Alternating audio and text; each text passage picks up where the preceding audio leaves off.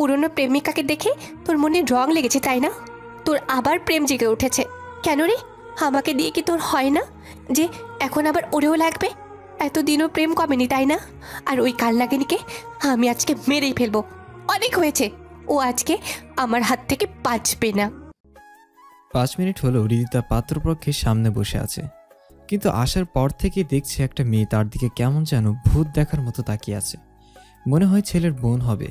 কথা নেই, বার্তা নেই, হঠাৎ মেয়েটা এসে রিদিতাকে ঠাস করে থাপ্পড় মেরে দেয়। চোখের পলকে যেন ঘটনাটা ঘটে যায়। সেখানে উপস্থিত সবাই পুরো অবাক। কারোর বোধগম্য হলো না যে কি হলো এটা। মেয়েটা শুধু থাপ্পড় দিয়ে শান্ত হয়নি, এখন রীতিমতো গালিগালাজ শুরু করে দিয়েছে। প্রিয়ম পাত্র যে প্রজ্ঞাত করে রাখতে পারছে না। প্রজ্ঞা গালাগালি করেই যাচ্ছে, এই বুঝি রিদিতাকে কাঁচা চিবিয়ে খেয়ে ফেলবে। মা, ও মা, ও সেই মেয়ে যার জন্য তোমার মেয়ে এতদিন কষ্ট পেয়েছে। তুমি কিভাবে তাকে ছেলের বউ করতে চাও? ভাইয়া, ও ভাইয়া, তুই এই কালনাগিনকে বিয়ে করিস না। বলেই চিৎকার করতে লাগলো প্রজ্ঞা। রিদিতা তখন হা করে তাকিয়ে আছে, সবকিছু যেন তার মাথার ওপর দিয়ে যাচ্ছে। এদিকে রিদিতার মা বাবা তো রেগে আগুন। তার এত আদরের মেয়েকে এভাবে অপমান কোনোভাবে মেনে নিতে পারছে না। প্রিয়ম এবং তার মা অসহায়ের মতো তাকিয়ে আছে রিদিতাদের দিকে, কিন্তু প্রজ্ঞাকে কোনো মতেই সামলাতে পারছে না। সে একটা ভয়ঙ্কর কাণ্ড ঘটিয়ে ফেলল। টেবিলের উপর থাকা ফুলদানিটি রিদিতার দিকে ছুঁড়ে মারল। রিদিতার মাথা কেটে গেল। এটা দেখে উপস্থিত সবাই হতভম্ব হয়ে গেল। প্রিয়ম এবার না পেরে প্রজ্ঞাকে থাপ্পড় বসিয়ে দিল গালে। প্রজ্ঞা এবার তেলে বেগুনে জ্বলে উঠল। তুই তুই এই মেয়ের জন্য আমাকে মারলি ভাইয়া? তুই তো কোনোদিন আমাকে মারিসনি, বোকাও দিসনি। তুই ওর জন্য আমার গায়ে হাত তুললি। দেখেছো মা, তোমার ছেলে বিয়ে না করতেই পর হয়ে গেছে। এই মেয়েকে আনলে তোমাকে তাড়িয়ে ছাড়বে। ও আমার জীবনটা শেষ করে দিয়েছে। ওর জন্য আমি আজও সুখী হতে পারিনি। বলেই কান্নাই ভেঙে পড়ল। তুই থামবি নাকি তোকে এবার আমি মেরে ফেলবো? বলেই প্রিয়ম প্রজ্ঞার দিকে এগোতে লাগলো। আর এইদিকে রিদিতাকে তার বাবা মাথায় ব্যান্ডেজ করে দিচ্ছে। রিদিতা সোফায় বসে আছে। আপনি প্লিজ শান্ত হন, ওকে কিছু বলবেন না। হয়তোবা কোনো ভুল বোঝাবুঝি হয়েছে, ও আমাকে অন্য কারোর সাথে গুলিয়ে ফেলেছে, এমনও হতে পারে। প্রিয়ম রিদিতার কথা শুনে থেমে গেল, কিন্তু ঘটল আরেক বিপত্তি। প্রজ্ঞা অজ্ঞান হয়ে গেল। ডাক্তার ডাকা হলো। প্রজ্ঞার কি হয়েছে ডাক্তার? তেমন কিছু না, অতিরিক্ত স্ট্রেসের জন্যই অজ্ঞান হয়ে গেছে, কিছুক্ষণ পরই জ্ঞান ফিরে আসবে। ডাক্তারকে বিদায় দিতে গেল রিদিতার বাবা। এদিকে প্রিয়ম লজ্জায় শেষ। তার বোনটা কি করে ফেললো, এখনো মুখ দেখাবে কি করে? প্রিয়মের মা রেহানা বেগমও লজ্জায় মাথা নিচু করে আছে। ভাই সাহেব, আমি আমার মেয়ের হয়ে আপনাদের কাছে ক্ষমা চাইছি। আমি বুঝতে পারছি না ও এমন কেন করলো, প্লিজ আমাদের ক্ষমা করে দেবেন। রেহানা বেগম অনেক ইতস্তত হয়ে বলল। প্রিয়মও সবার কাছে ক্ষমা চাইল।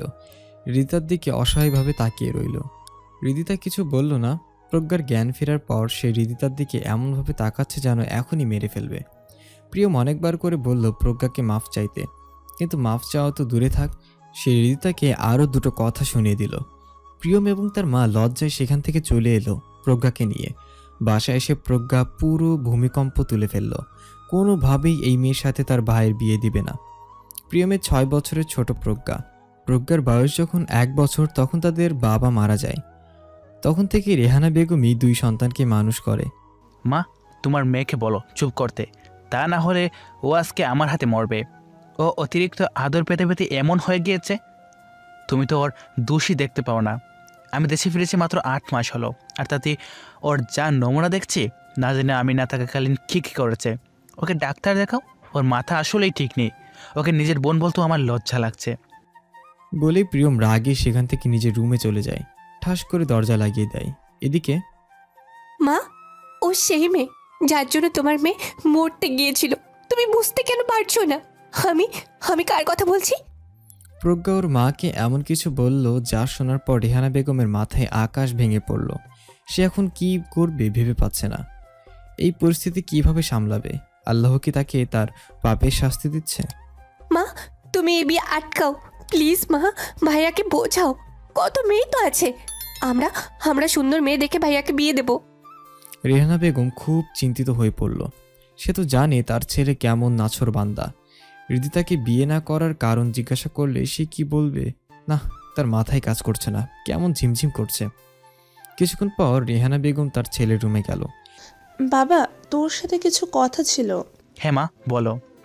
বাবা, তুই রীতিদাকে বিয়ে করিস না। দেখ, আরও কত ভালো মেয়ে আছে, তুই ওর কথা ভুলে যা। মা, কি বলছো তুমি?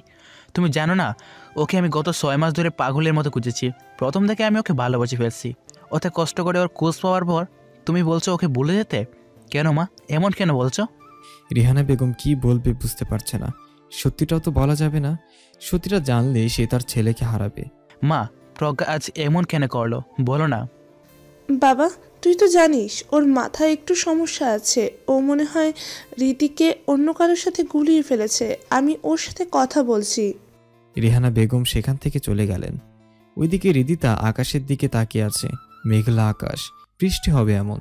বৃষ্টি হলেই তার মন খারাপ হয়ে যায়, কেননা এই বৃষ্টির সাথে তার অনেক স্মৃতি জড়িয়ে আছে, যা আজও বলতে পারিনি। স্মৃতিগুলো তাকে কুরে কুরে খাচ্ছে। এত কষ্ট, এত যন্ত্রণার অবসান কবে হবে জানা নেই তার। সেদিন এমন কি বৃষ্টির দিন ছিল। রাস্তায় এমন সময় রিদিতার ফোনটা বেজে উঠল। সে বাস্তবে ফিরে এলো। ফোনের দিকে তাকিয়ে দেখলো আননোন নাম্বার। ফোনটা রিসিভ করে সালাম দিল রিদিতা। ওপাশ থেকে সালামের উত্তর নিয়ে, আমি প্রিয়ম বলছিলাম। এখন কেমন আছেন আপনি? মাথা ব্যথা করছে? ও, আপনি কল দিয়েছেন? না, এখন ভালো আছি। কিন্তু আপনি আমার নাম্বার কোথা থেকে পেলেন? জানাটা কি খুব দরকার? না, দরকার নেই তেমন। আচ্ছা, প্রজ্ঞা কেমন আছে এখন? ওর কথা আর বলিয়েন না। ও যে এমন কেন করলো, আমি আবার আপনার কাছে সরি বলছি। তখনই কেউ একজন এসে প্রিয়মকে ডাক দিল। ফোনের ওপাশ থেকে আওয়াজটা শুনে রিদিতার মনে ধক করে উঠল। হাত পা কেমন যেন কাঁপছে। সে কি ভুল শুনছে নাকি? আসলেই সেই মানুষটার কণ্ঠস্বর শুনতে পেল। আমি কি একবার প্রিয়মকে জিজ্ঞেস করব যে ওইটা কে ছিল? আবার প্রিয়ম যদি কিছু মনে করে? 7-5 ভেবে রিদিতার আর জিজ্ঞাসা করা হলো না। ফোনের ওপাশ থেকে প্রিয়ম কখন হ্যালো হ্যালো করেই যাচ্ছে। কারোর আওয়াজ না শুনতে পেয়ে কলটা কেটে আবার কল দিচ্ছে। রিদিতা চিন্তায় এত মগ্ন ছিল যে খেয়ালই করেনি। ফোনটা আবার বেজে ওঠায় তার হুঁশ ফিরল। ফোন রিসিভ করে, হ্যালো, সরি, আমি বুঝতে পারিনি ফোনটা কখন কেটে গিয়েছে। কেটে যায়নি, আমি কেটে দিয়েছি। আপনি কোনো কথা বলছিলেন না বলে ভাবলাম নেটওয়ার্ক প্রবলেম। যাকগে, সেসব কথা। আপনার কাছে একটা আবদার করতে পারি? প্রিয়ম ভয়ে ভয়ে বলল, কিসের আবদার বলেন দেখি, যদি রাখতে পারি। আপনি কি আমার সাথে কালে একবার দেখা করতে পারবেন? আমি আপনাকে সরাসরি বলেছি আপনার বোনের এমন ব্যবহারের পর আমার বাসার থেকে এই বিয়েটা কোনোভাবেই মেনে নেবে না। সেখানে আমি আপনার সাথে কিভাবে দেখা করতে পারি বলেন? রিদিতা খুব শান্তভাবে বলল, প্লিজ রিদিতা, শেষবারের মতো আপনি দেখা করেন। আমি আমার বোনের হয়ে আপনাকে সরি বলছি। আমার আপনাকে কিছু বলার ছিল। শোনার পর আপনি যা সিদ্ধান্ত নেবেন আমি তাতেই রাজি।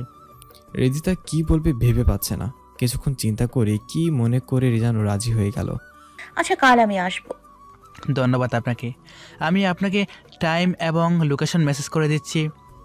বাই বলে রিদিতা ফোনটা কেটে দিল। রিদিতার মনটা কেমন যেন পড়ছে। সে তার ডায়েরিটা নিয়ে বসলো। আজ আবার তার খুব লিখতে ইচ্ছে করছে মনের সেই অবাক্ত কথাগুলো। এদিকে প্রজ্ঞা প্রিয়মের রুমের সামনে দিয়ে যাওয়ার সময় প্রিয়মের কথা শুনে ফেলে। শুনে সে তেলে বেগুনে চলছে। সাথে সাথে চিল্লানো শুরু করে দেয়। পুরো লঙ্কা কাণ্ড বাজিয়ে ফেলে। মা, তোমার ছেলে কাল ওই কালনাগিনীর সাথে দেখা করতে যাবে। ওকে আটকাও, তা না হলে খুব বড় বিপদ হয়ে যাবে বলে দিলাম। আমি কিন্তু নিজেকে শেষ করে দেব। প্রজ্ঞা চিৎকার করে কথাগুলো বলছে। তার চিৎকার শুনে প্রিয়ম রুম থেকে বেরিয়ে আসে। রেহানা বেগম কোনোভাবেই তার মেয়েকে চুপ করাতে পারছে না। প্রিয়ম সত্যিটা জানলে যে কেলেঙ্কারি হয়ে যাবে। দরজায় নক করার আওয়াজ হয় তখন। প্রজ্ঞা দৌড় দিয়ে দরজা খুলে, বাইরে থেকেও তোমার গলার আওয়াজ শোনা যাচ্ছে। তুমি এমন করছো কেন? কি সমস্যা তোমার? তুর্য খুব রাগীভাবে বলে, তোমার তো আমার কোনো কিছুই ভালো লাগে না। আর তুমি না ঘরে ছিলে, বাইরে কখন গেলে? এত কি বাহিরে তোমার? কোন মেয়ের সাথে আবার দেখা করতে গিয়েছিলে তুমি? ঘরে বউ থাকতেও তোমার মন বসে না, তাই না? উপস্থিত সবাই হতভম্ব হয়ে গেল। তুর্য নিচের দিকে তাকিয়ে আছে। আর কত অপমান করবে এই মেয়েটা তাকে। রেহানা বেগম লজ্জায় মরে যাচ্ছে। তার নিজেকে বড্ড অপরাধী মনে হচ্ছে। প্রিয়ম যে ঠাস করে থাপ্পড় মেরে দেয়। তুই আর কত জ্বালাবি সবাইকে? বিয়ের পর থেকে একটা দিনও তুই ওকে শান্তি দিসনি। তোর এত কি সমস্যা সবার সাথে? তোর জন্য কি কেউ ভালো থাকতে পারবে না? প্রজ্ঞা রেগে নিজের রুমে চলে যায়। ভাই আমার, আমি তোর কাছে ওর হয়ে ক্ষমা চাচ্ছি। হয়ে এমন হয়ে যাবে বুঝতে পারিনি। প্রিয়ম তুর্যের কাঁধে হাত রেখে কথাটা বলল। এসব কি বলছো তুমি ভাইয়া? এরকম কিছুই না। তুমি তো জানোই ও ছোট থেকেই একটু জেদি টাইপের মেয়ে, কিন্তু তোমার বোনটা আমায় অনেক ভালোবাসে। একটু পর দেখবে নিজের কান্নাকাটি শুরু করবে। আমার সাথে এমন করেছে তাই। আর ছোট থেকেই তো আমরা একসাথে বড় হয়েছি, তাই ওর সব আমার জানা আছে। তুমি চিন্তা করো না। আজকে মেয়ে কেমন দেখলে? সুন্দর একটা ভাবি চাই কিন্তু। বলেই তুর্য ফিক করে হেসে দিল। প্রজ্ঞাকে কি কাণ্ড ঘটিয়েছে প্রিয়ম তা আর বলল না তুর্যকে। তুর্য রুমে গিয়ে দেখে প্রজ্ঞা বসে কাঁদছে। তুর্যকে দেখি প্রজ্ঞা এসে জড়িয়ে ধরল। তুমি আমাকে আবার খুলনা নিয়ে যাবে? আমি এখানে থাকবো না আর। এখানে কেউ আমাকে ভালোবাসে না। আচ্ছা আমার মহারানী, নিয়ে যাব তোমাকে। এখন কান্না থামাও। দেখো তোমার জন্য কি নিয়ে এসেছি। তুর্য একটা প্যাকেটের প্রজ্ঞার হাত দিল। প্যাকেটটা খোলার সাথে সাথে প্রজ্ঞার মুখটা আবার মলিন হয়ে গেল। গোলাপি রঙের খুব সুন্দর একটা শাড়ি, যে কেউ কে পছন্দ করবে। কিন্তু প্রজ্ঞা এই শাড়িটা নিয়ে ঢিল দিয়ে ফেলে দিল। কেচি বের করে শাড়িটাকে টুকরো টুকরো করে কাটলো। তুর্য নীরব দর্শকের মতো তাকিয়ে আছে। তার চোখটা ঝাপসা হয়ে আসলো। পরের দিন বিকেলে চিলসকে প্রিয়ম হৃদিতা দেখা করতে এলো। আপনাকে অনেক সুন্দর লাগছে রিদিতা। হৃদিতা মুচকি হাসি দিয়ে ধন্যবাদ জানালো। ওরা খাবার অর্ডার দিল। আপনি যেন কি বলবেন বলে ডেকেছেন? আসলে আমি বলতে চাচ্ছিলাম যে কোনোভাবে কি আপনার পরিবারকে ম্যানেজ করা যায় না? আমি আপনাকে 6 মাস ধরে খুঁজে তারপর পেয়েছি। এটা শুনে তো হৃদিতা আকাশ থেকে পড়ল। আমি তো আপনাকে ওই দিকের আগে কখনোই দেখিনি। তাহলে আপনি আমাকে কিভাবে চেনেন? প্রিয়ম মুচকি হাসি দিয়ে বলল, এটা একটা লম্বা কাহিনী। 6 মাস আগে আমি আমার ফ্রেন্ড যমুনাতে গিয়েছিলাম শপিংয়ে। ওইখানে আমার ফ্রেন্ডের ছবি তোলার সময় বলে আপনিও ছবিতে এসে পড়েন। আমি বাসায় যেয়ে দেখি ছবিতে আপনাকেও দেখা যাচ্ছে। লাভ এট ফার্স্ট সাইট বলে একটা কথা আছে না? আমার অবস্থা হয়েছে এমন। আপনাকে দেখি এক অদ্ভুত ভালো লাগা কাজ করে।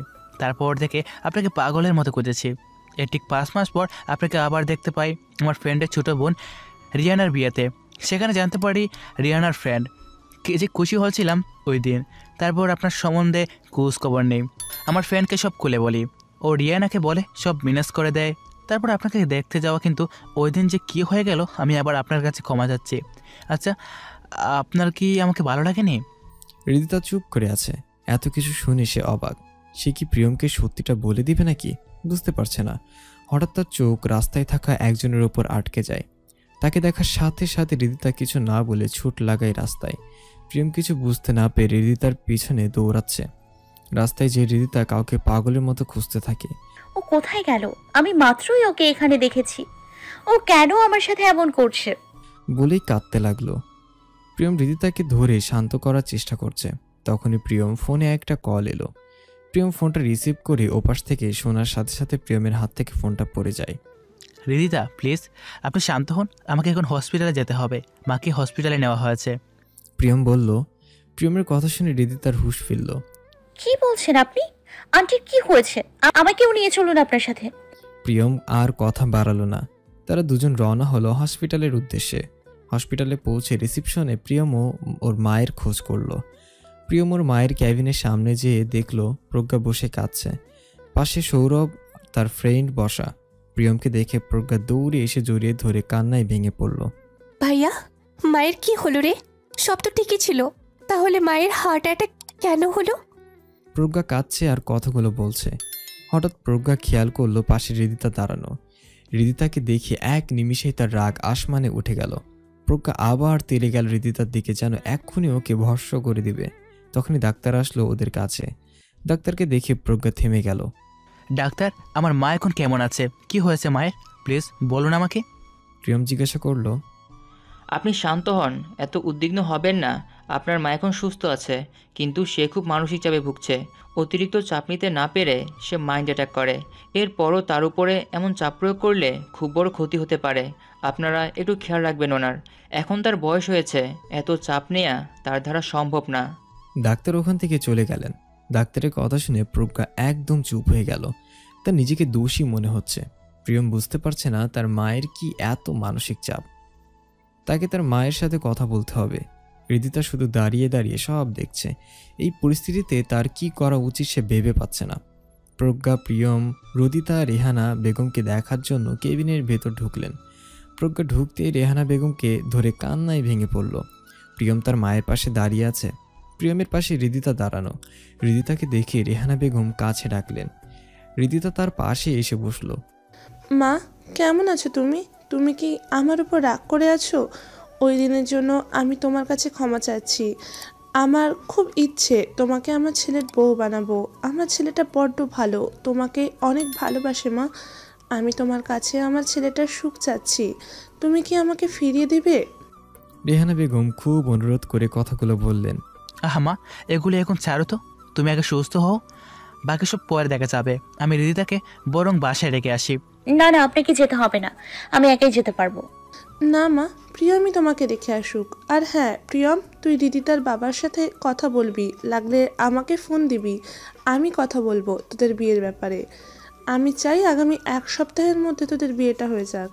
মুচকি হেসে কথাগুলো বললেন। তুর্য কখন আসবে রে? প্রিয়ম জিজ্ঞাসা করলো প্রজ্ঞাকে। যখন আসার আসবে, ওটা নিয়ে তোমার ভাবতে হবে না। তুমি দয়া করে ওকে নিয়ে আমার চোখের সামনে থেকে যাও, তা না হলে খুব খারাপ হয়ে যাবে। এই কাল নাগিনীকে আমি একদম নিতে পারছি না। রাগে কটমট করে প্রজ্ঞা বলল। প্রিয়ম প্রজ্ঞাকে কিছু বলতে যাবে তার আগে হৃদিতা থামিয়ে দিল। রেহানা বেগমের কাছে থেকে বিদায় নিয়ে তারা হৃদিতার বাসার উদ্দেশ্যে রওনা হলো। আচ্ছা তুর্যকে? হৃদিতা খুব কৌতূহল বশত জিজ্ঞাসা করলো। তুর্য পগার হাজব্যান্ড, আবার আমাদের কাজিনও। ও 2 বছর হলো ওদের বিয়ে হয়েছে। ওরা নাকি ছোটোবেলা থেকে একজন আরেকজনকে ভালোবাসতো। আমি ওদের বিয়েতে ছিলাম না, তখন কানাডায় আমি মাই ওদের বিয়ে দিয়েছে। হৃদিতা আর কিছু বলল না, তার কেমন যেন লাগলো। দরজায় টোকার আওয়াজ শুনে লতিফা বেগম দরজা খুলে দেখে হৃদিতা আর প্রিয়ম দাঁড়িয়ে আছে। প্রিয়মকে দেখে সে আশ্চর্য হয়। প্রিয়মকে ড্রয়িং রুমে বসতে দিয়ে লতিফা বেগম হৃদিতার বাবা আলতাফ হোসেনকে ডাকতে গেলেন। আলতাফ হোসেন যে প্রিয়মকে দেখে বেশ বিরক্ত হয়েছে তার ফেস দেখে বোঝা যাচ্ছে। আমার আপনার সাথে কিছু কথা ছিল। ভয় ভয় বলল প্রিয়ম। হ্যাঁ বলো। আমি আপনাকে সরাসরি বলছি আঙ্কেল, আমি কথা ঘুরিয়ে পেঁচিয়ে বলতে পারি না। আমি আপনার মেয়েকে বিয়ে করতে চাই।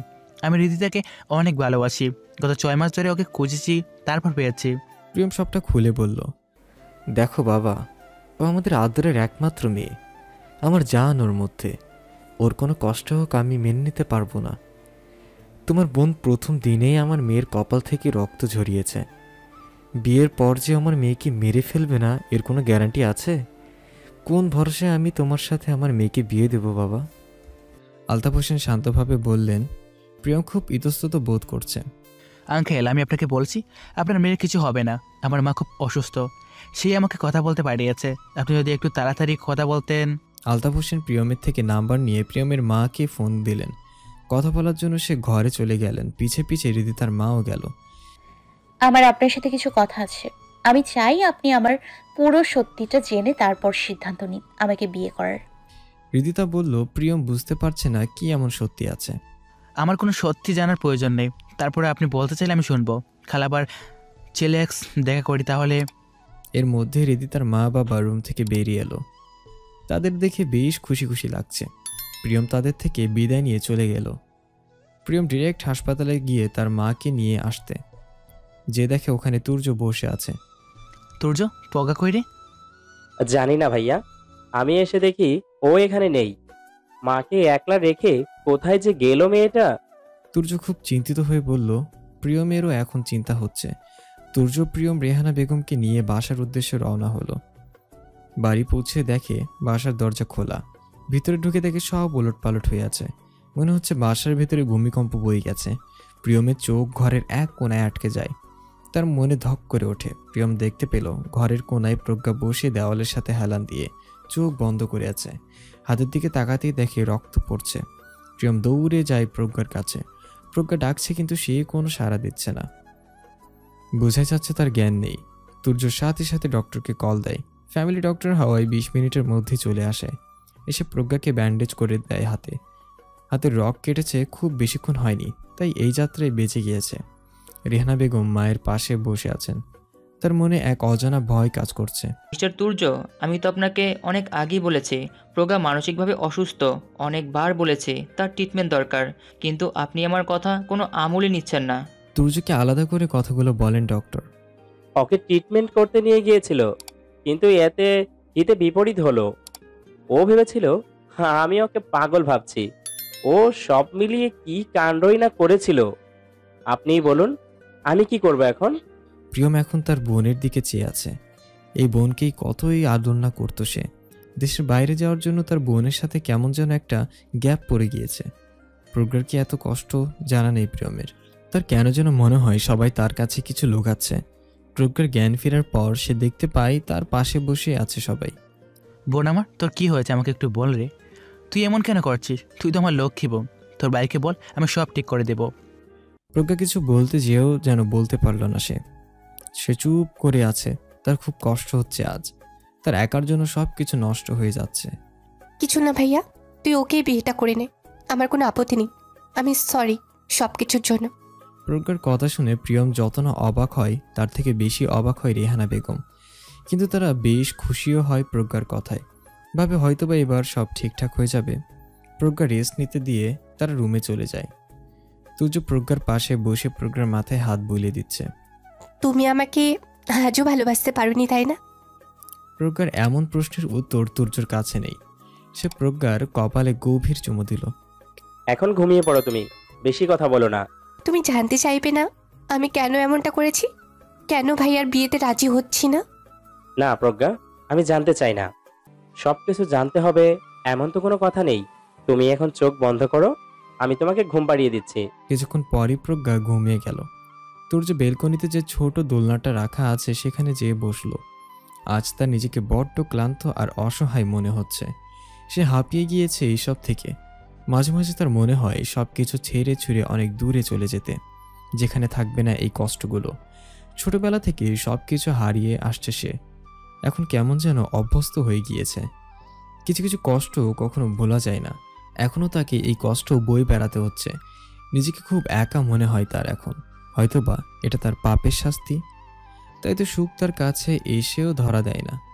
পুরনো স্মৃতিগুলো আজ খুব মনে পড়ছে তার। চোখটা অফ করে ডুব দিল সেই বিকেলে।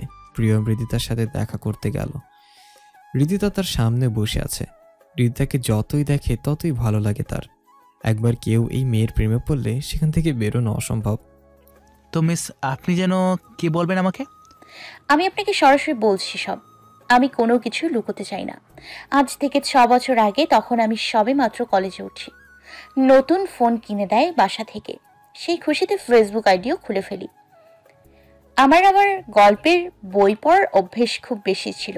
ফেসবুকেও অনেক গল্প খুঁজে পাই, তো ওইগুলো পড়তে খুব ভালো লাগতো। মাঝে মাঝে কমেন্টও করতাম। এমনই করতে করতে একদিন আমার কমেন্ট তৌকির আহমেদ নামের এক আইডি থেকে রিপ্লাই আসে, তাও আবার নেগেটিভ রিপ্লাই। দেখে মেজাজ খারাপ হয়ে যায়। আমি সাথে সাথে তাকে ইনবক্স করি। এক প্রকার ঝগড়া লেগে যায় আমার সাথে। এতটুকু বলেই থেমে গেল হৃদিতা। পানি খেয়ে আবার বলতে শুরু করলো। এইভাবে আমাদের কথা বলা শুরু হয়। তাকে প্রথম দেখার বেশ ভালো লেগেছিল। আমার ক্রাশ খাওয়ার মতো ছেলে ছিল তৌকির। ঝগড়া থেকে ধীরে ধীরে আমাদের ফ্রেন্ডশিপ হয়। আমরা বেস্ট ফ্রেন্ড হয়ে যাই।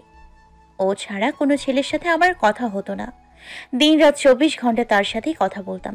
তার মা বাবা ছিল না, সে তার খালার কাছে থাকতো। এক অদ্ভুত মায়া কাজ করতো তার জন্য। একদিন তার সাথে দেখাও করি। এভাবেই আমাদের যোগাযোগ বাড়তে থাকে।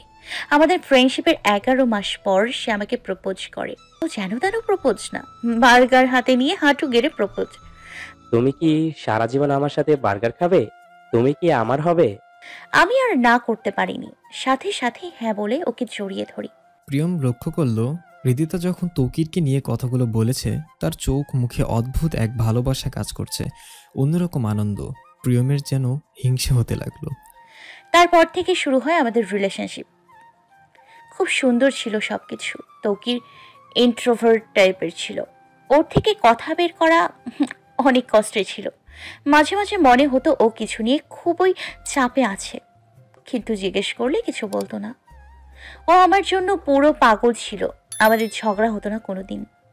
ওর প্রেমে আমি পাগল ছিলাম। 2 বছর খুব সুন্দরভাবে কাটলো, কিন্তু হঠাৎ আমার মনে হলো তৌকিরের মধ্যে একটা চেঞ্জ এসছে। ও কোনো কিছু নিয়ে খুব ঝামেলায় ছিল। জিজ্ঞেস করলেও আমাকে বলতো না। কথায় কথায় রেগে যেত। মাঝে মাঝে খুব কষ্ট হতো, কিন্তু পরে ভাবতাম যাই হোক, ও তো আমাকে কোনো দিন ছেড়ে যাবে না। আবার আমার কাছে এসে মাফও চাইতো ওর বিহেভিয়ারের জন্য। ভালো খারাপ মিলিয়ে এভাবেই 1 বছর কেটে গেল। সেদিন ছিল ওর জন্মদিন। আমি ওর জন্য নীল শাড়ি পরে কেক নিয়ে পার্কে ওয়েট করছিলাম।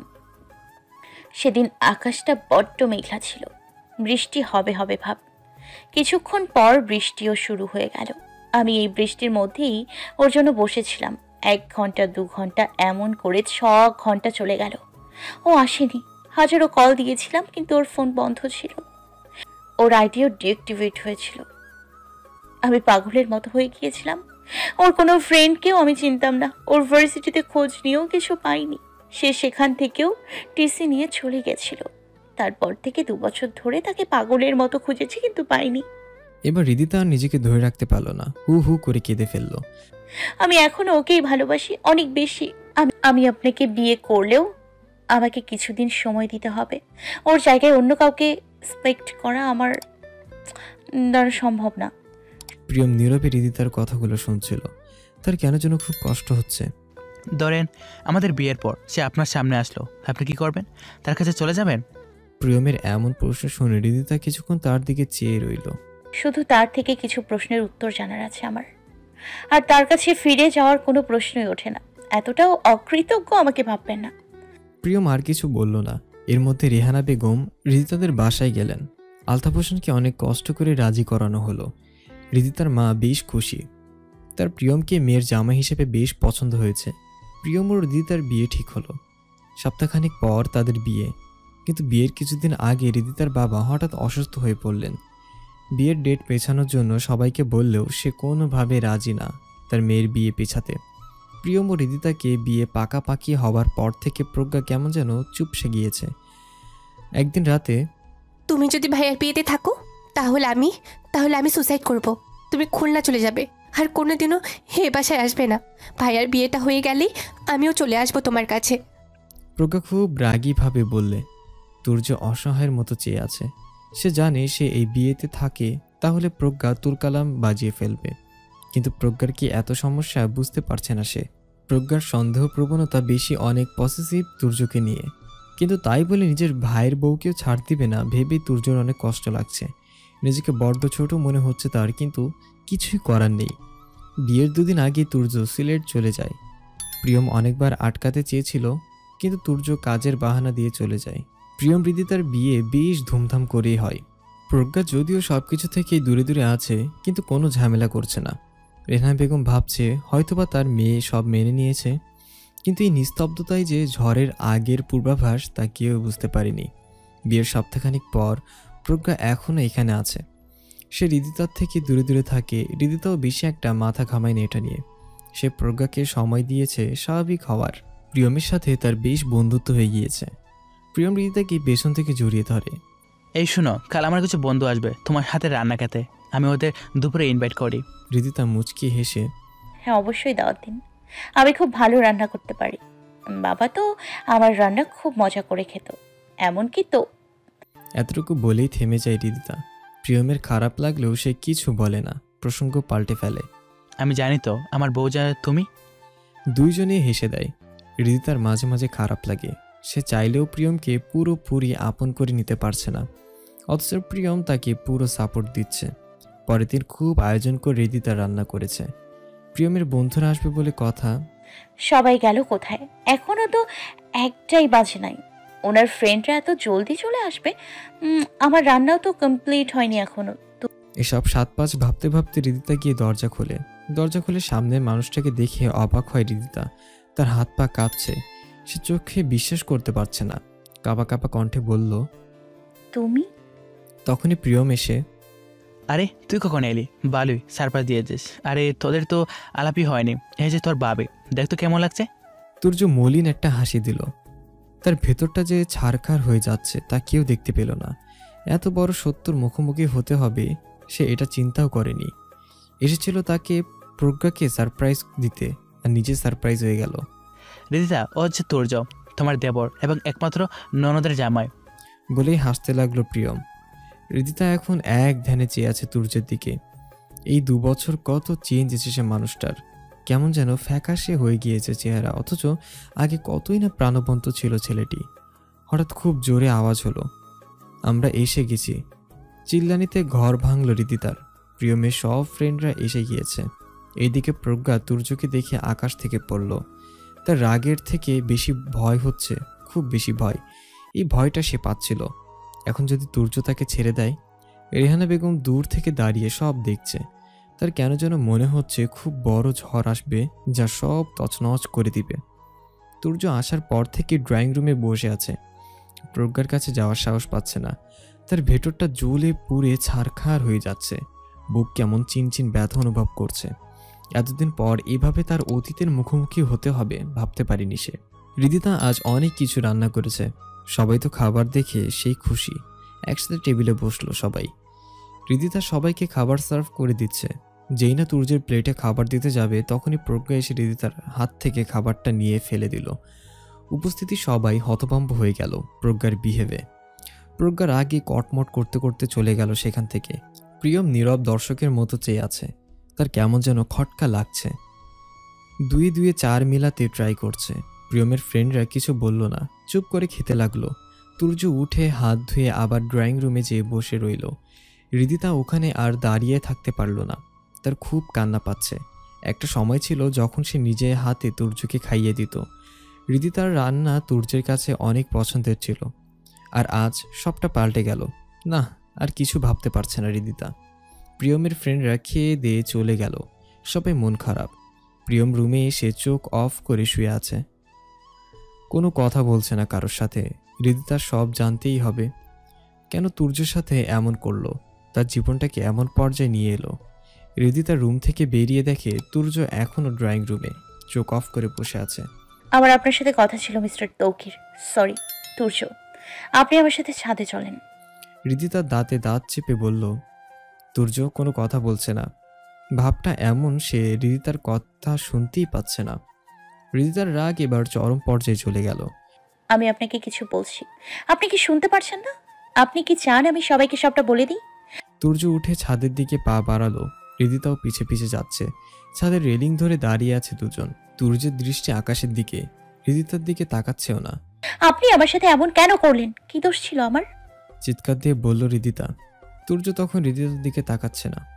তোমাকে আজ একটা গল্প শোনাই। হ্যাঁ, হৃদিতা চুপ করে আছে। তুর্য হৃদিতার উত্তরের অপেক্ষা না করে, আমি যখন ক্লাস 10-এ পড়ি তখন আমার মা অ্যাক্সিডেন্টে মারা যায়।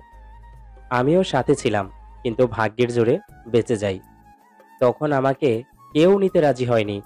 তখন আমার দিকে মমতার হাত বাড়ায় আমার খালামণি। আমাকে ঢাকা নিয়ে আসে। খালু মারা গিয়েছিল অনেক বছর আগে। সে সব কিছু এক হাতে সামলাতো। এত সমস্যার মধ্যেও সে আমাকে নিয়ে আসে। তখন প্রিয়ম ভাইয়া কলেজে পড়তো আর প্রজ্ঞা ষষ্ঠ শ্রেণীতে পড়ে। ভাইয়া অনেক বেশি পড়াশোনা নিয়ে বিজি থাকতো আর খালামণি জব করতো। বিধায় প্রজ্ঞাকে কেউ সময় দিতে পারতো না। আমি আসার পর ও যেন খেলার সাথী খুঁজে পায়। ওর তো ওর বাবার স্মৃতিও কিছুই মনে নেই। এভাবেই দিনের পর দিন যেতে থাকে। প্রজ্ঞা আমাকে ছাড়া কিছুই বুঝতো না। আমি ওকে ছোট বোনের মতোই ভালোবাসতাম। তুর্য হয়ে স্কলারশিপ পেল কানাডা যাওয়ার। এইচএসসিতে খুব ভালো রেজাল্ট করায় সুযোগটা পেল। এই সুযোগ কি আর হাতছাড়া করা যায়? ভাইয়া যখন চলে গেল প্রজ্ঞা সে কি কান্না! ভাইয়া যাওয়ার পর থেকে প্রজ্ঞা আমার সাথে আঠার মতো লেগে থাকতো। খুব ভালোই যাচ্ছিল দিনগুলো। আমি, খালামণি, প্রজ্ঞা খুব ভালোই ছিলাম। আমার কলেজ শেষ করে আমি যখন ভার্সিটিতে উঠি তখন প্রজ্ঞার থেকে একটু দূরত্ব বজায় রেখে চলতে চেষ্টা করি। কারণ আমি এতদিনে বুঝতে পেরে গিয়েছিলাম ও যে আমাকে পছন্দ করে। ভেবেছিলাম ছোট্ট, এগুলো শুধু আবেগ। কিন্তু আমি ওকে বোন ছাড়া আর কিছুই ভাবতাম না। এতটুকু বলে থেমে যায় তুর্য। হৃদিতার দিকে এক পলক তাকিয়ে দেখে হৃদিতা তার দিকে চেয়ে আছে। সে আবার বলতে শুরু করে। এভাবেই 2 বছর কেটে যায়।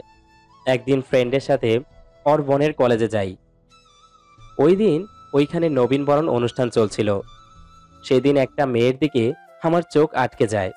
এত সুন্দর করে কেউ নাচতে পারে আমার তো জানাই ছিল না। হৃদিতা এবার একটু অবাক হয়। অবাক হওয়ার কিছুই নেই। আমি তোমাকে আগে থেকেই চিনতাম। তোমার নাচ দেখেই আমি তোমার প্রেমে পড়ে যাই। ফ্রেন্ডের মাধ্যমে তোমার খোঁজ লাগাই, তোমাকে ফলো করা শুরু করি।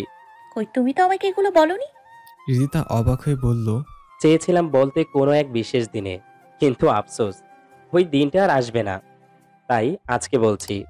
এরপর সাহস করে আমি তোমাকে প্রপোজ করেই ফেলি। তোমাকে আমি পাগলের মতো ভালোবাসতাম, কিন্তু সবার কপালে কি সুখ সয় নাকি? আমাদের ভালোবাসায় নজর পড়ে গিয়েছিল কারো। প্রজ্ঞা ধীরে ধীরে বুঝতে পারছিল যে আমি ওকে অ্যাভয়েড করা শুরু করেছি।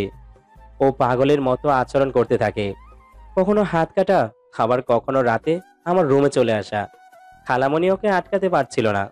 আমি তোমাকে কিছু জানাতে চাইনি, কারণ তুমি কষ্ট পেতে। দেখা যেত তুমি সারাদিন টেনশন করতে। আমি তোমাকে কোনো প্যারা দিতে চাইনি।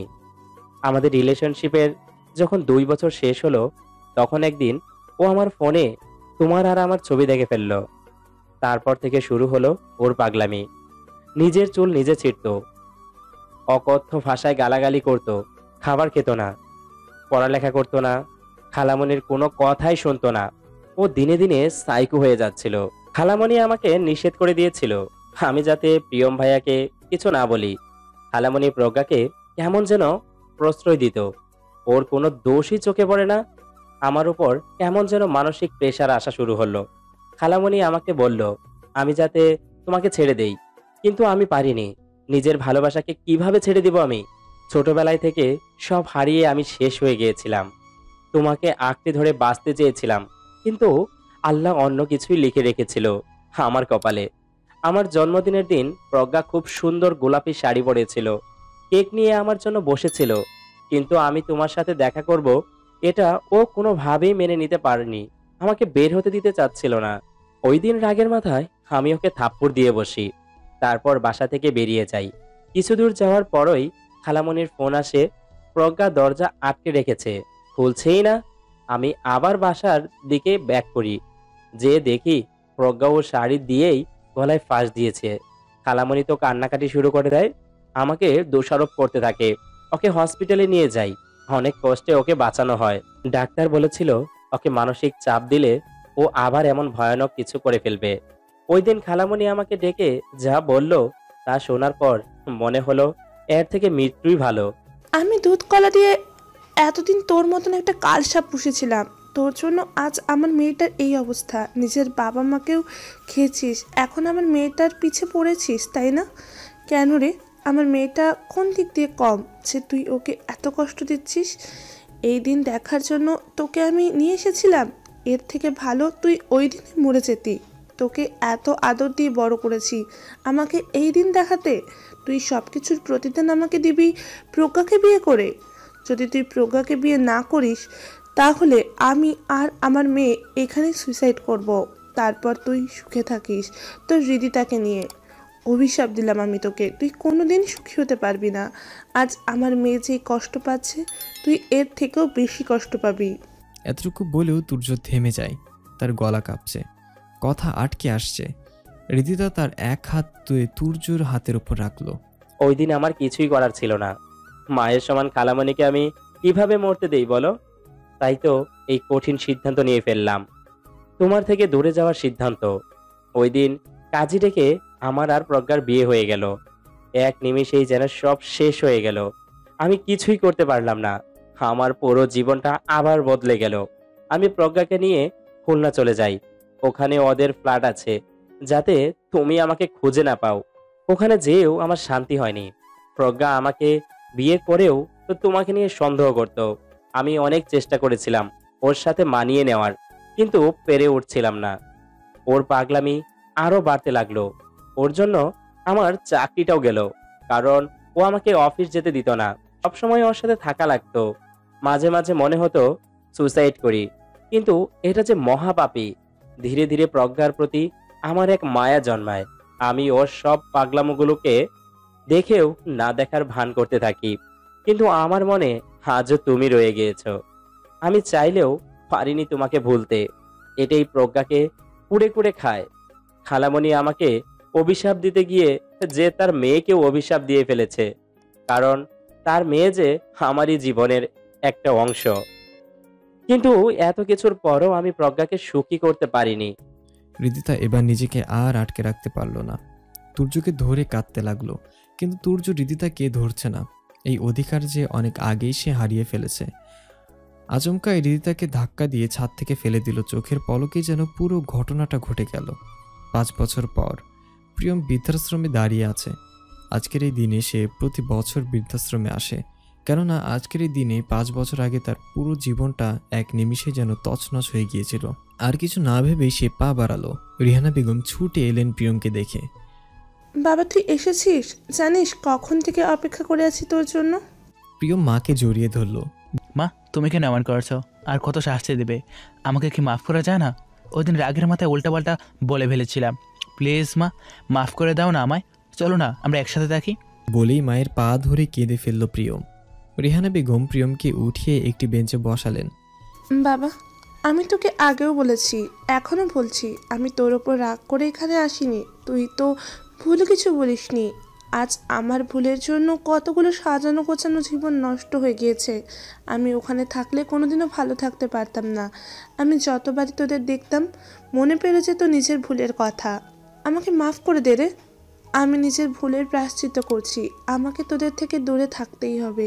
এত বড় পাপ তোরা ক্ষমা করলেও আমি নিজেকে ক্ষমা করতে পারছি না। বলেই চোখ মুছলেন রেহানা বেগম। প্রিয়ম তার মায়ের কোলে চোখ বন্ধ করে শুয়ে আছে। কতদিন পর সে শান্তি পাচ্ছে। মাঝে মাঝে ইচ্ছে হয় তার মরে যেতে, কিন্তু তার যে মরলে চলবে না, তার যে অনেক কাজ বাকি। মায়ের থেকে বিদায় নিয়ে প্রিয়ম রওনা হলো। তাকে যে আরও একটা জায়গায় যেতে হবে। গাড়িতে উঠে ডুব দিল সেই 5 বছর আগে আজকের এই দিনে। প্রজ্ঞা হঠাৎ প্রিয়মের রুমে এসে, ভাই তুই এক্ষুনি চল, আমি তোকে কিছু দেখাবো। প্রজ্ঞা প্রিয়মকে কিছু বলার অপেক্ষা না করে তাকে ছাদে নিয়ে গেল। পিছে পিছে রেহানা বেগমও গেলেন। ছাদে যে প্রিয়ম দেখে হৃদিতা তুর্যকে ধরে কাঁদছে। প্রিয়ম নিজের চোখে বিশ্বাস করতে পারছে না। এইদিকে প্রজ্ঞা তো রাগে আগুন। সে হৃদিতার দিকে এগোতে লাগলো, যে আচমকাই হৃদিতাকে টান দিয়ে তুর্যের পেছন থেকে ছাড়িয়ে ধাক্কা দিয়ে নিচে ফেলে দিল। ঘটনাটা এত তাড়াতাড়ি ঘটল যে কেউ বুঝতে পারল না। সবাই হতবাক হয়ে গেল। যখন বুঝতে পারলো তখন তুর্য আর প্রিয়ম দৌড়ে নিচে নেমে গেল। দেখলো হৃদিতা নিচে পড়ে কাতরাচ্ছে, মাথা দিয়ে রক্ত বের হচ্ছে। সাথে সাথে হৃদিতাকে নিয়ে ওরা হসপিটালে চলে যায়। এদিকে প্রজ্ঞা পারছে না, সব ধ্বংস করে ফেলবে। সে কোনোভাবে মেনে নিতে পারছে না তুর্য কেন হৃদিতাকে নিয়ে হাসপাতালে যাবে। প্রজ্ঞা জোর করে মাকে নিয়ে হাসপাতালের উদ্দেশ্যে রওনা হলো। আর এদিকে প্রিয়ম কি করবে ভেবে পারছিল না। হৃদিতার মাকে কল করবে, সবটা জানায়। আলতাফ হোসেন তার মেয়ের এই অবস্থা শোনার পর হার্ট অ্যাটাক করে। এমনিতেই অসুস্থ থাকায় এই ধাক্কা আর নিতে পারেনি সে। হৃদিতার মা তাড়াতাড়ি অ্যাম্বুলেন্সকে কল দিয়ে ওই একই হসপিটালে নিয়ে আসে আলতাফ হোসেনকে। এইদিকে মেয়ের শোক, আবার তার স্বামীর এই অবস্থা, সব মিলিয়ে তার পাগল পাগল অবস্থা। সে হসপিটালে এসে প্রিয়মকে দেখতে পেয়ে কান্নায় ভেঙে পড়ে। একটু পরই প্রজ্ঞা এসে হাজির হয় হসপিটালে। এসে তুলকালাম বাজিয়ে ফেলে পুরো। তুর্যকে ঠাস করে থাপ্পড় লাগিয়ে দেয়। তার উপর আবার অকথ্য ভাষায় গালিগালাজ তো আছেই। পুরনো প্রেমিকাকে দেখে তোর মনে রং লেগেছে তাই না? তোর আবার প্রেম জেগে উঠেছে কেন রে? আমাকে দিয়ে কি তোর হয় না যে এখন আবার ওরেও লাগবে? এতদিনও প্রেম কমেনি তাই না? আর ওই কাল লাগেনিকে আমি আজকে মেরেই ফেলবো। অনেক হয়েছে, ও আজকে আমার হাত থেকে বাঁচবে না। বলে রিদি তার কেবিনের দিকে পা বাড়াইতে থাকে। তখনই তুর্য যে প্রজ্ঞাকে আটকায় আর সাথে তো থাপ্পড় মেরে দেয়। অনেক টলারেট করেছি তোমাকে, আর না। কি কমতি রেখেছিলাম আমি যে তুমি এত বড় সর্বনাশ করলে? আজ বুঝতে পারছি কত বড় ভুল করেছিলাম ওই দিন তোমাকে বাঁচিয়ে। ওই দিন মরে যেতে, তাহলে আজ আমরা সবাই সুখে থাকতাম। বলে রাগে দেওয়ালে ঘুষি দেয় তুর্য। প্রজ্ঞা হতভম্ব হয়ে গেল তুর্যের এমন বিহিব দেখে। কোনোদিন তুর্য তার সাথে উঁচু গলায় কথা অবধি বলেননি আজ। কিন্তু প্রিয়ম তখনও নীরব হয়ে সব দেখছে। তার কোনো অনুভূতি কাজ করছে না। সে তার মায়ের দিকে তাকিয়ে আছে। মা, আমাকে সবটা খুলে বলো। খুব কঠিন গলায় বলল প্রিয়ম। রেহানা বেগম সবটা খুলে বললেন প্রিয়মকে। বিশ্বাস কর বাবা, আমার কিছু করার ছিল না। প্রজ্ঞা কোনোদিন ওর বাবার আদর পায়নি। আমি চাইনি ও কোনোদিন ওর বাবাকে মিস করুক। ও যে তুর্যকে বড্ড ভালোবাসে রে। ওকে না পেলে যে তোর বোনটা মরে যেত। বলেই কাঁদতে লাগলো রেহানা বেগম। মরে গেলে যেত, একদম নেকা কান্না কাঁদবে না আমার সামনে। আমি কি মরে গিয়েছিলাম? আমাকে একবার জানানো যেত না? তুমি কেমন মা? হ্যাঁ, তোমার মেয়ের জন্য তুমি আরেক মায়ের মেয়েকে এত কষ্ট দিলে। হৃদিতা না হয় পরের মেয়ে, কিন্তু তুর্য ও তো তোমার আপন বোনের ছেলে, তাই না? কীভাবে করলে তুমি ওর সাথে এমন? বাবা মা মরা ছেলেটাকে এভাবে কষ্ট দিতে পারলে? একটুও বুক কাঁপলো না তোমার? মেয়ের প্রেম এতটাই অন্ধ হয়ে গিয়েছিলে যে তুমি আর কারো কষ্ট দেখতে পেলে না। আর প্রজ্ঞা কিসের ভালোবাসে? এই তোর ভালোবাসার নমুনা? এ একটা সাইকোমা। তোমার উচিত ছিল ওকে ডাক্তার দেখানো, তা না করে তুমি আমি তোমার জন্য এতই পর হয়ে গেছিলাম, এত কিছু ঘটে গেছে আর আমি কিছুই জানি না। আফসোস হচ্ছে আজ আমার বড্ড। রেহানা বেগম তার ছেলের এই রূপের সাথে পরিচিত না। যেই ছেলে নাকি মা ছাড়া কিছুই বুঝতো না, আর সে তখনই পুলিশ চলে আসে। আমাদের কাছে একটা কল এসেছিল। আমি আপনাদের কল দিয়েছিলাম। আমার মেয়ে প্রজ্ঞা, ওকে অ্যারেস্ট করুন। ও আমার ছেলের বউকে 3 তলা থেকে ধাক্কা দিয়ে ফেলে দিয়েছে, এমনকি এখনও ওকে মারতে যাচ্ছে। উপস্থিত সবাই যেন আরও বড় একটা ধাক্কা খায়। প্রজ্ঞা তার মায়ের দিকে অসহায়ভাবে চেয়ে আছে, একটা কথাও বলছে না। মা, তুমি এটা কি করলে? পুলিশ কেন ডাকলে? বাবা, আমার ওই দিনই ওকে গলা টিপে মেরে ফেলা উচিত ছিল, কিন্তু আমি তা পারিনি। আজ ওকে ছেড়ে দিলে দেখা যাবে ও একদিন সবাইকে মেরে ফেলবে। প্রজ্ঞা হাসি দিয়ে বলল, মা, আজ আমি তোমার কথা শুনবো। সে প্রজ্ঞার কথার মানে বুঝতে পারল না। পুলিশ অফিসার, আমি আপনাদের সাথে যাব, তার আগে আমাকে 2 মিনিট সময় দিন। বলেই প্রজ্ঞা তুর্যের কাছে গেল। আমি জানি তুমি আমাকে ভালোবাসো না, কিন্তু আমি তোমায় খুব ভালোবাসি জানো। তুমি যখন আমাদের বাসায় এসেছিলে, আমার বয়সই বা কত ছিল? তোমার সাথে থাকতে থাকতে নিজের অজান্তেই তোমাকে ভালোবেসে ফেলি। আচ্ছা, তুমি কেন আমায় ভালোবাসো না বলো? আমি কি অনেক খারাপ ছিলাম? কিন্তু জানো, আমি আরেকটা সত্যি জানি, তুমি আমার মায়ায় পড়ে গেছো। এই মায়া কাটানো যে খুব কঠিন। তুমি আমাকে ভালো না বাসলেও এই মায়া থেকে কোনোদিন বের হতে পারবে না। আজ আমি স্বার্থ, তা না হলে তুমি আমাকে কবেই ছেড়ে চলে যেতে। এই মায়ায় তোমাকে আটকে রেখেছিল আমার কাছে। আমাকে একটু জড়িয়ে ধরবে, খুব শক্ত করে। তুর্যের চোখ দিয়ে অনবরত পানি পড়ছে, তার খুব কষ্ট হচ্ছে। সে কি ভালোবেসে ফেলেছে তার প্রজ্ঞাকে? তুর্য খুব শক্ত করে জড়িয়ে ধরল প্রজ্ঞাকে। ছাড়লেই বুঝি হারিয়ে যাবে। প্রজ্ঞা পরম সুখে ধরে আছে তুর্যকে। তুর্য প্রজ্ঞার কপালে খুব গভীরভাবে চুমু খেলো। তারপর প্রজ্ঞা নিজে নিজেই তুর্যকে ছেড়ে দিল। ভাইয়া, আমায় একটা হাক দিবি? প্রিয়ম বোনকে ধরে অঝরে কাঁদতে লাগলো। যত যাই হোক, তার আদরের ছোট বোন তো। প্রজ্ঞা এবার তার মায়ের কাছে গিয়ে আলতো করে জড়িয়ে ধরল। মা, আমাকে মাফ করে দাও। এমন মেয়ে আল্লাহ যাতে কোনো মাকে না দেয়। প্রজ্ঞা পুলিশের সামনে যে দাঁড়ালো, আচমকাই পুলিশের কাছ থেকে বন্দুকটা নিয়ে নিল। কেউ এক পাও এগোবে না আমার দিকে। সবাই হতভম্ব হয়ে গেল। প্রজ্ঞা এমন কিছু করবে কারোর মাথায় আসেনি। প্রজ্ঞা সবার দিকে তাকিয়ে খুব সুন্দর একটা হাসি দিল, তারপর নিজের মাথায় শুট করলো। সাথে সাথে মাটিতে লুটিয়ে পড়ল। প্রিয়ম দৌড়ে এলো প্রজ্ঞার কাছে। তুর্য এখনও ঠাই দাঁড়িয়ে আছে। সাথে সাথে ডাক্তার ডাকা হলো, কিন্তু বাঁচানো সম্ভব হয়নি প্রজ্ঞাকে। সে চলে গেল না ফেরার দেশে। ওটি থেকে ডক্টর বের হয়ে, মিস্টার প্রিয়ম আছেন এখানে? ড্রাইভারের ডাকে হুঁশ ফিরল প্রিয়মের। সে কবরস্থানে যেয়ে 2টি কবরের মাঝে বসলো। আমি খুব খারাপ ভাই, তাই না বোন? আমাকে মাফ করে দে। একদিন দেখবি আমিও তোর কাছে চলে আসবো। এবার নিজেকে আটকে রাখতে পারল না সে। কাঁদতে লাগলো প্রিয়ম। পাশের কবরটা তার কাছে যেয়ে, ভালো হতো বাবা আপনি যদি আপনার মেয়েকে আমার কাছে বিয়ে না দিতেন, তাহলে আজ আপনি জীবিত থাকতেন, আপনার মেয়ে ভালো থাকতো। সেদিন হৃদিতার বাবাও মরে যায়। এত বড় ধাক্কা সামলাতে পারেননি সে। সবাইকে ছেড়ে চলে যান না ফেরার দেশে। প্রিয়ম বাসার উদ্দেশ্যে রওনা হয়। বাসায় পৌঁছে সে রুমে যেয়ে দেখে হৃদিতা লিখেছে, তুমি মেডিসিন নিয়েছো হৃদিতা? এই তোমার আসার সময় তুমি আমাকে কখনো বাবার কবরের কাছে নিয়ে যাও না কেন? প্রিয়ম কিছু বলল না। তুমি তো আজ মায়ের সাথে দেখা করতে গিয়েছিলে।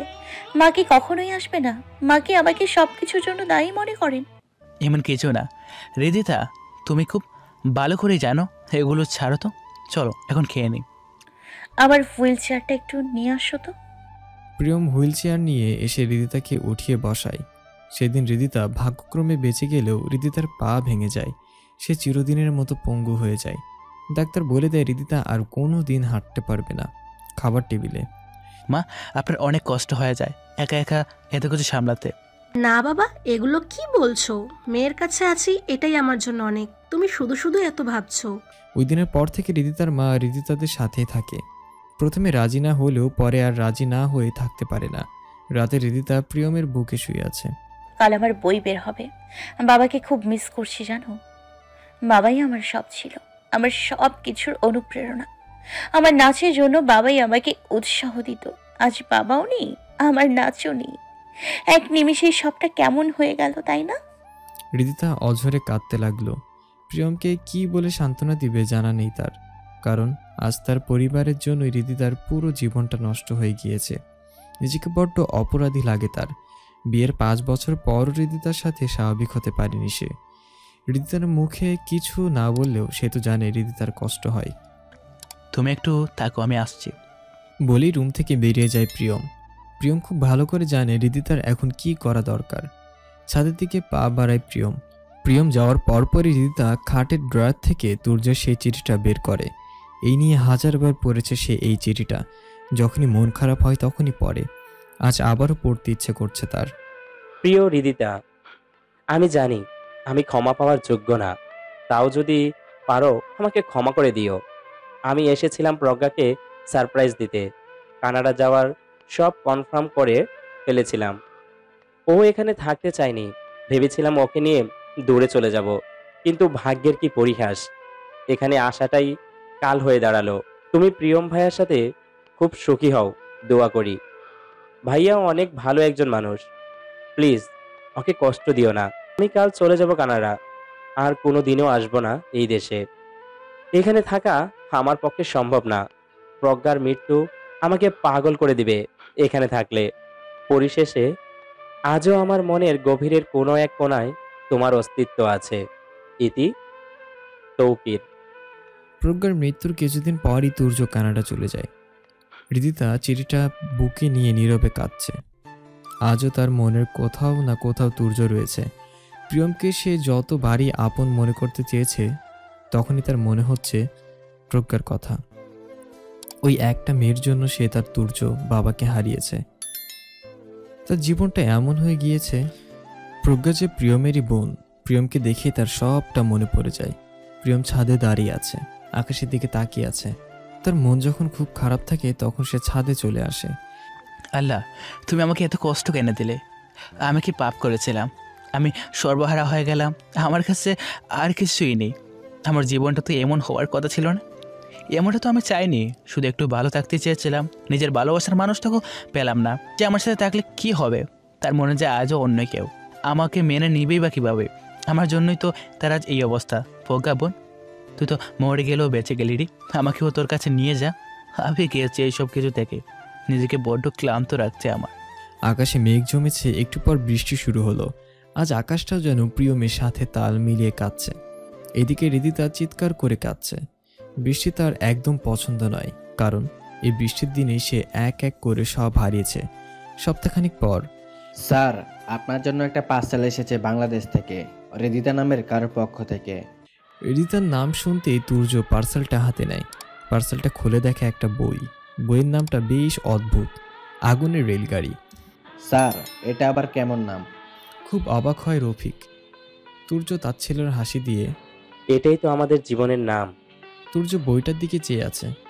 কেন যেন তার বইটা খুলতে ইচ্ছে করছে না। রেলগাড়িতে যেমন আগুন ধরলে সবগুলি বগি পুড়ে ছারখার হয়ে যায়, তেমনি তাদের জীবনটাও ছারখার হয়ে গিয়েছে। একজনের জন্য সবটা জ্বলে পড়ে শেষ।